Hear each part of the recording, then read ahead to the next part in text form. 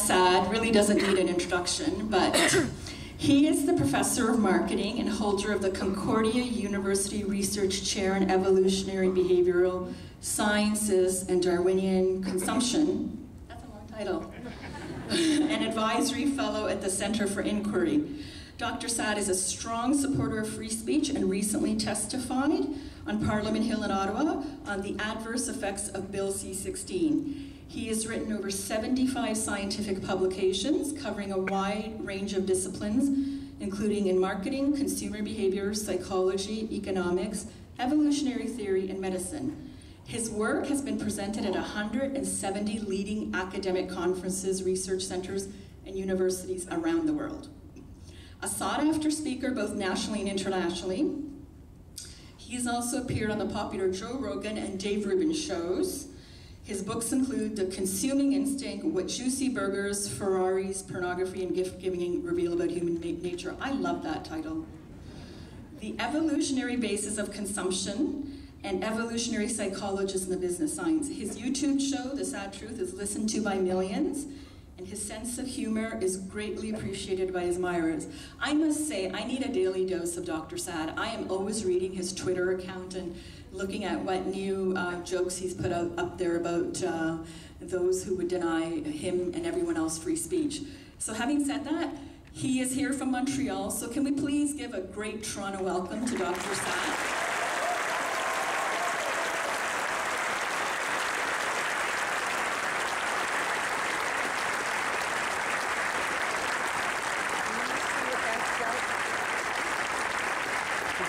What his title is. Hi guys, I'm just trying to make sure that it works. Is it not moving? Oh, okay, it is. You'll first forgive me. I used to be asthmatic, and so when the weather changes, I get this cough. So if you've shaken my hand, don't worry. You don't have to fumigate. It's not viral. It's not contagious. It's a remnant of my asthma. So the title of my talk today is Death of the Free Exchange of Ideas by 1,000 Cuts. And the point that I'd like to make is that while, of course, there's all sorts of threats to freedom of speech on university campuses, the threats are coming at us from many, many different sources, and I'll actually enumerate several of these examples. Let's first begin with some pretty bad news from Canadian universities. Why is it not moving to the left? Oh, it is moving. Okay. Oh, I have to move here too. Okay. So the Justice Center for Constitutional Freedoms 2017, I usually quote the 2015 one, but the most recent one came out. This is a report that scores 60 Canadian universities on one of 4 metrics: university policies, how free they are; university practices; student union policies; and student union practices. And so there are 60 universities by 4 metrics, so there are 240 grades that you could assign to the universities. And out of these 240 grades, you'd love to hear that all 240 received A's. Here are the actual numbers. There were 6 A's out of 240 possible grades. If I said nothing else today, that should give you chills. 38 F's. Since Ryerson University is the one that decided to not hold the earlier event, I thought that I would grant them the courtesy of sharing their grades. It's a very, very impressive C, F, F, and F.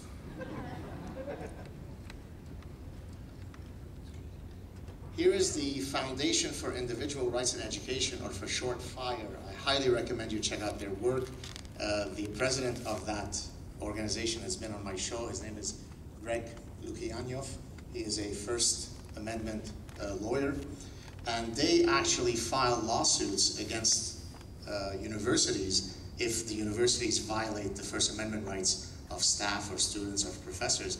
They had a survey that came out just this past month. You can check it out. I've included for you here the actual link, but let me just list you a few troublesome findings. Most students, 56%, support disinviting some guest speakers. So more than half of the polled students think that it is perfectly okay to disinvite someone if you disagree with his or her views, if they are dangerous, if they are espousing controversial ideas. Perhaps not surprisingly, given the, quote, liberal bias on universities, democratic students are substantially more likely to support such deplatforming initiatives. 58% of college students think it's important to be part of a campus community where they are not exposed to intolerant or offensive ideas. Now, of course, anything that I don't agree with, I could somehow construe it as offensive and problematic, right? So who defines what is problematic or offensive? And a majority of students, more than half, support or report self-censoring in the classroom. Actually, that's probably the most insidious downstream effect of the problems that we're seeing. It's when people say, I've got two choices, I could either speak or I could self-censor.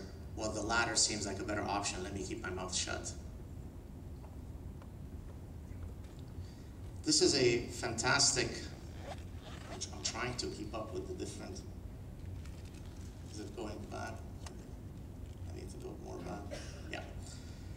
This is an article written by Edward Schlosser, who is a liberal professor, admittedly liberal professor, and the title of his article is I'm a liberal professor and my liberal students terrify me. Let me just read you a few quotes. I have intentionally adjusted my teaching materials as the political winds have shifted.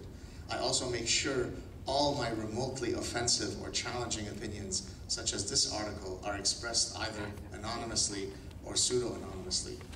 He's not writing from Yemen, he's not writing from Saudi Arabia or from North Korea, he's writing from North America.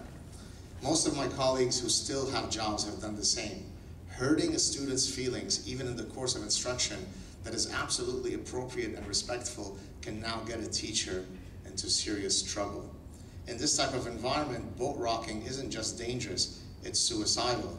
And so teachers limit their lessons to things they know won't upset anybody. Again, this is terrifying to see. This is coming from a progressive, liberal professor. And so the ethos is feelings trump facts. We condemn freedom of speech that hurts other people's feelings. Now in my life, I have faced, I don't know why I keep sorry for the delays. Okay. I have faced two great wars, is it right? Yeah. First, many of you who know of my personal history, I come from Lebanon. I lived there till I was 11. We're Lebanese Jews. We had to escape Lebanon under immediate threats of execution. And so I came to Canada, and the things that I saw during those times in Lebanon, you wouldn't believe it if you saw it in a violent movie. And I thought that war had left me back in the 70s.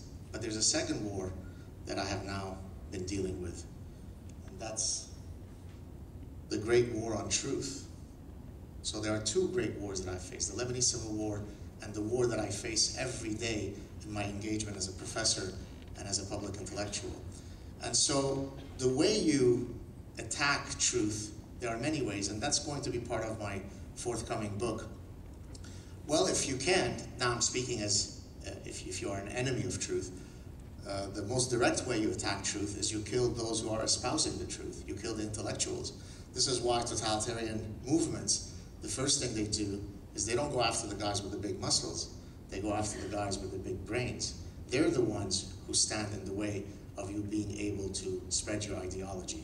So if possible, inshallah, we will kill the intellectuals. If that's not possible, like in North America, then there are other ways by which we can shut down truth. And of course, the work that all of the panelists here are doing speaks to this ongoing, relentless battle. So, how do you stifle truth seekers and truth tellers? You do so through various nonviolent means.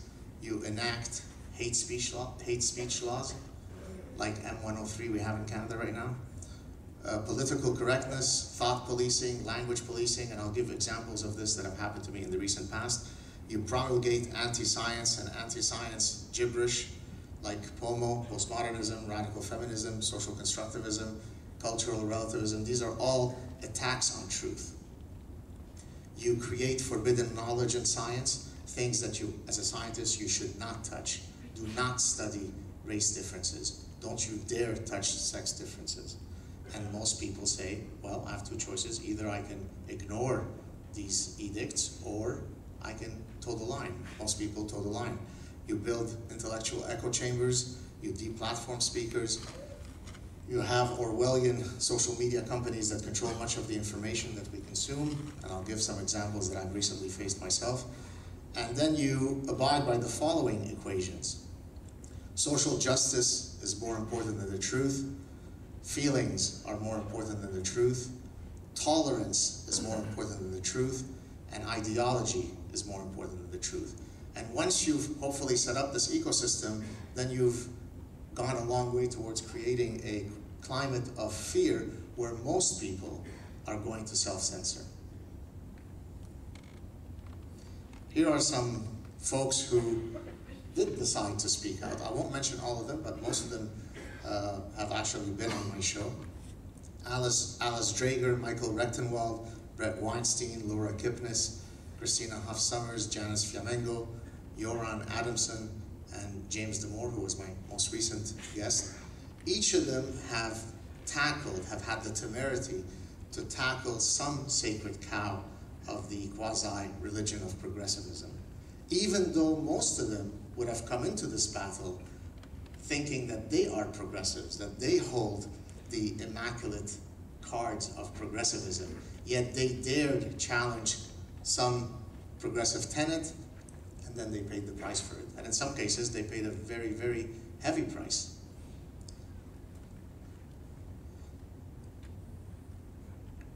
The first one on the left, Rebecca Tuffle, is a woman who dared argue that it's not, if some of the tenets of transgenderism are as they are, then why can't we extend some of these ideas to transracialism, which is something that I had somewhat facetiously mentioned in my Canadian Senate hearings, and then you should see how the folks that you would have thought are in her camp, how they came after her.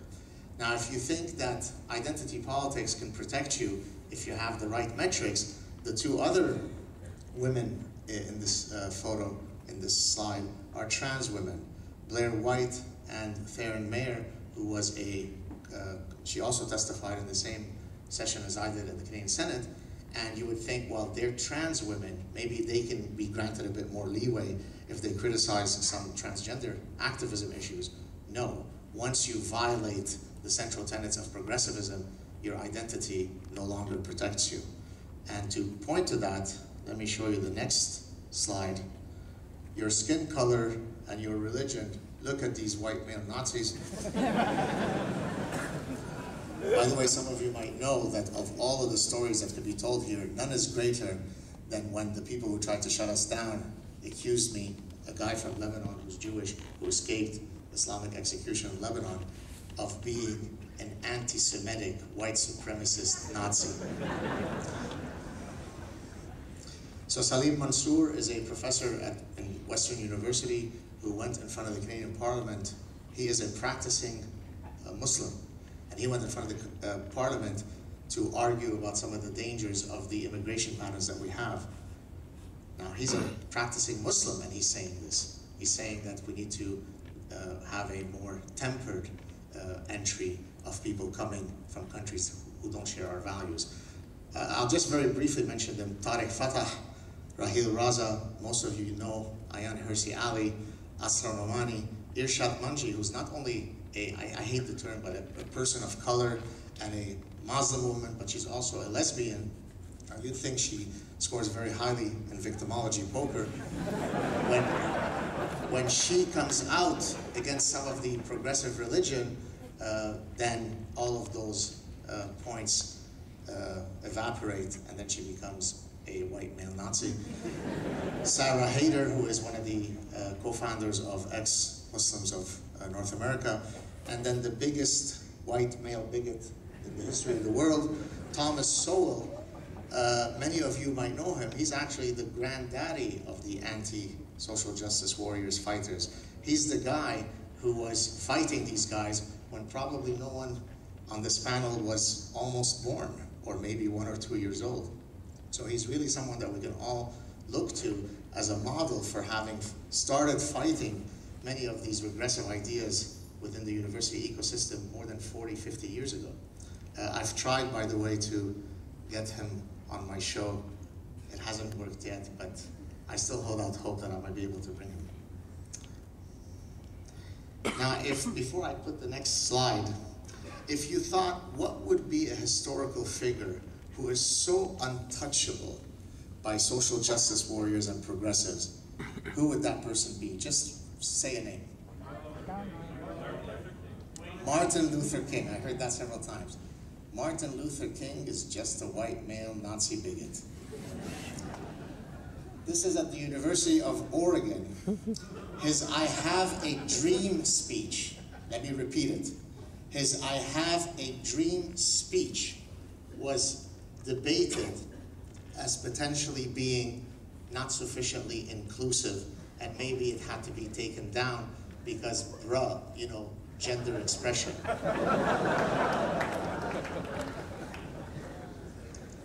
Let me give you some examples from my own life. This is me looking all dapper with the bow tie in front of the Canadian Senate. The point of my testimony was to simply argue that, of course, transgender people exist. Of course, they are entitled to all the rights that all of us should have. Of course, they should not be discriminated against and live their lives free and with dignity. But that there were some downstream consequences in the manner in which the bill was written. And the example that I gave was, well, I teach evolutionary psychology, evolutionary consumption, and I go over the fundamental tenets of evolutionary psychology and evolutionary biology. Well, every single word that I would say in my courses after I say, hello class, my name is Dr. Saad, I'll be your professor, would be considered as transphobic systemic violence according to this idiotic bill. At least if you read it in one particular way. Well, Harvard University said that if you promulgate fixed binaries and biological essentialism, fixed binaries is the idea that there's a thing called male and female. Biological essentialism is to refer to biological principles in explaining human behavior. If you promulgate such ideas, you are engaging in transphobic systemic violence. So all my courses, all my writings, everything I do then would be construed as transphobic systemic violence. And the luminary Einstein, Senator Serge Joal, decided that that testimony amounted to me being a promulgator of pro-genocide. And he has since become known as Senator Genocide. Apparently the rumor is, I don't know if it happened or not, he wanted to retract some of those comments and apologize for it. I'm not sure if the official records show that or not, I don't know. But in any case, continuing with this story, just 2 days ago, I have a Psychology Today blog, a column which I haven't been publishing much in it, but I decided to take my transcript from the Canadian Senate testimony, I mean literally verbatim, take my full transcript and publish it as an article in Psychology Today with a few updates. And to my dismay, I was surprised, why is it not appearing on the home page? And so I wrote to the editor saying, hey, well, why is my article not up?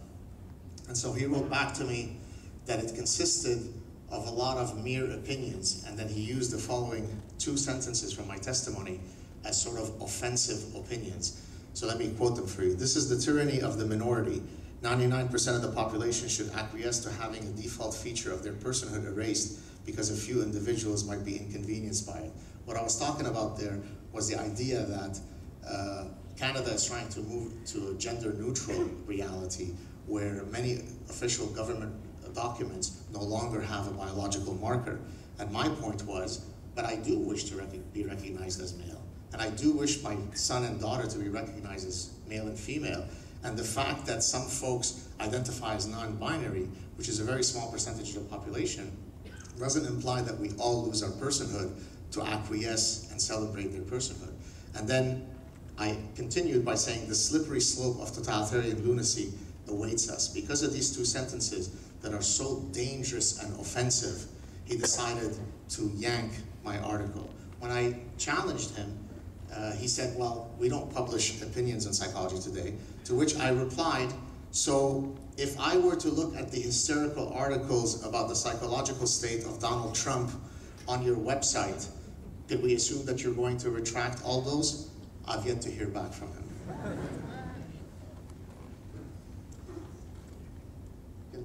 Continuing with some attacks on freedom of... Now here people, some folks will write to me and say, well, when you complain about YouTube demonetizing your videos, this has nothing to do with freedom of speech issues, they're a company. I know that. The idea is there an ecosystem that's chilling, that's making folks think twice before they share something? A lot of us spend a lot of time outside our otherwise busy lives providing you with content, and we don't take well, not because of the money that we're losing. I make very little money off ad revenues, but the principle of them being able to purge all this content is problematic. And so not surprising, any of my YouTube clips that deal with the transgender issue, including my actual Canadian Senate testimony, and then a gentleman did a sketch animation of my testimony, and then I did a facetious, sarcastic article where I said, address me as follows or face the legal consequences, where I wrote that my preferred title from now on is Your Most Excellent and Magnificent Lord of the Universe, Emperor of all things, Professor Dr. Gad Saad.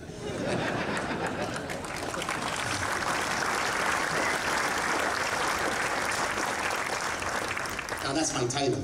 If you want my preferred gender pronoun, it's the one there, which is difficult to, it's SLKLW and so on. Now, they thought that that was too dangerous of a satirical piece, and so they yanked it. That's not good. That's not how free societies behave. Here are some other clips that were demonetized. I chose ones that were specific to today's theme of freedom of speech. Just yesterday, I spent several hours going over the 540 clips that I've produced so far on the sad truth. And out of the 540, more than 25% have now been demonetized. There is nothing that I say that is demeaning. I don't incite violence against anybody. There's nothing that would cause any person who is not naturally lobotomized to actually take off these, demonetize these, but here we go. So let me just mention a few. My rather popular lecture at the University of Ottawa, How Political Correctness Limits the Free Exchange of Ideas on Campus, gone, unmonetized.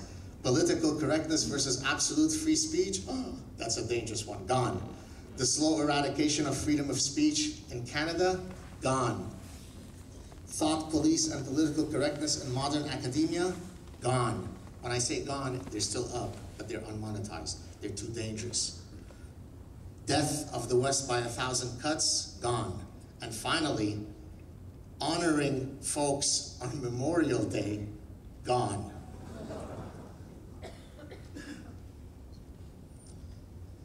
Here I am at Gulag 13. Is it not there yet? Wait, is it not up? Okay, here we go. About a month ago, I was engaging a person on Twitter. As I do often with many people, I try to do less of it because you can quickly go mad trying to engage all sorts of people that come at you. But once in a while, someone catches my attention and I respond. This person was being a bit of an arrogant idiot. And so, in responding to him, I referred to him as a retarded degenerate. And I added the little spicy Jewish term, schmuck. Now, you can't be against schmuck. That would make you an anti-Semite, no? So because I referred to him, and then he went off and complained to Twitter, I was banned from Twitter for 12 hours. So an exchange between two grown adults where we are sparring with one another, as happens endless number of times on Twitter, caused this person with an incredibly fragile state to feel that it is worthwhile for him to contact Twitter and ban me. But that's not where he stopped. He then started tagging my university. This guy, by the way, I found out later, lives in Australia, right? So he felt very, very unsafe from me from the very close distance of 6,000 miles. He then tried to argue that my use of the term degenerate was homophobic and racist. I have no idea what his sexual orientation is, nor what his race was, because it's a sort of anonymous account. When that didn't work, he then contacted my university and filed a complaint with them. Now, but this is the really chilling part. I received an email from my university telling me that a complaint had been filed against me. And so I thought, well, it clearly must be in the service of my being a professor at the university, and yet I don't remember having any incidents that would trigger such a thing. And in speaking to the HR person in question, who otherwise is a lovely person who regrettably was just doing her job in the Orwellian world that we live in, she said, no, it's that interaction you had with the person on Twitter. To which I answered, let me make sure that I get the story straight. When I mentioned that story, probably in today's event. So you're telling me that you're contacting me after hours because you construe it as reasonable for my university to be checking how I engage as a private citizen with other people in Australia?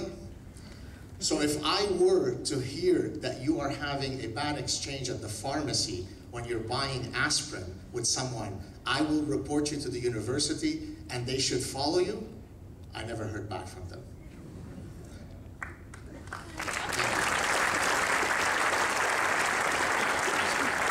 So again, the point to take from this is that the natural reflex of that particular administrator within an ecosystem called a university felt sufficiently emboldened to actually follow up on the quote complaint. I was also banned for, I think, a day. There was a person who was sending me all sorts of Jew-hating stuff. When I actually put up a post where I linked to her profile, she filed a complaint against me. So her sending me endless Jew-hating stuff was perfectly fine.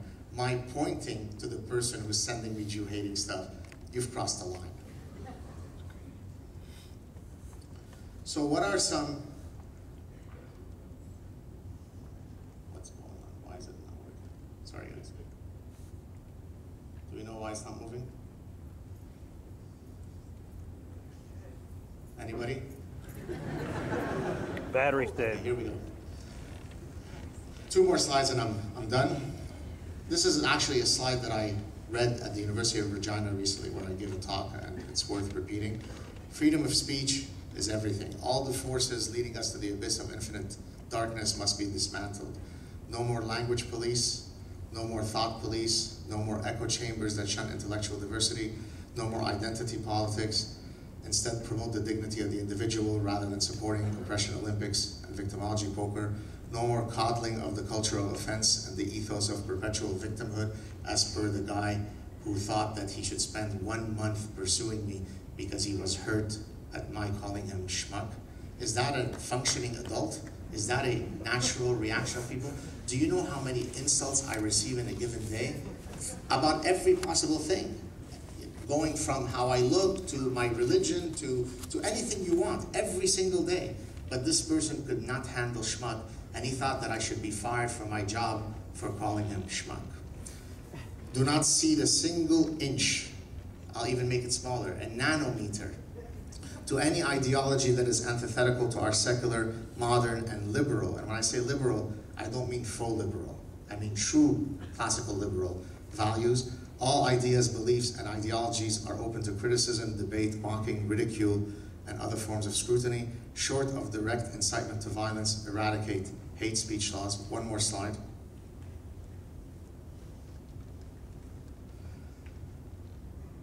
This is from Ronald Reagan. I think it's particularly apropos for our event today. Let me just read you their quote. Freedom is never more than 1 generation away from extinction. We didn't pass it on to our children in the bloodstream.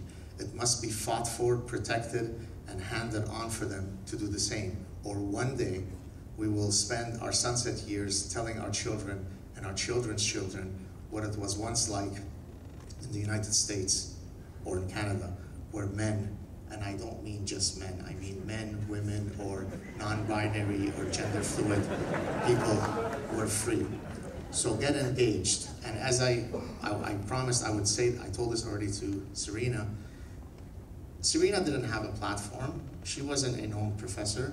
She's not a known media personality. She's just a person who cared enough to create all of this. So if she can do it, any of us can.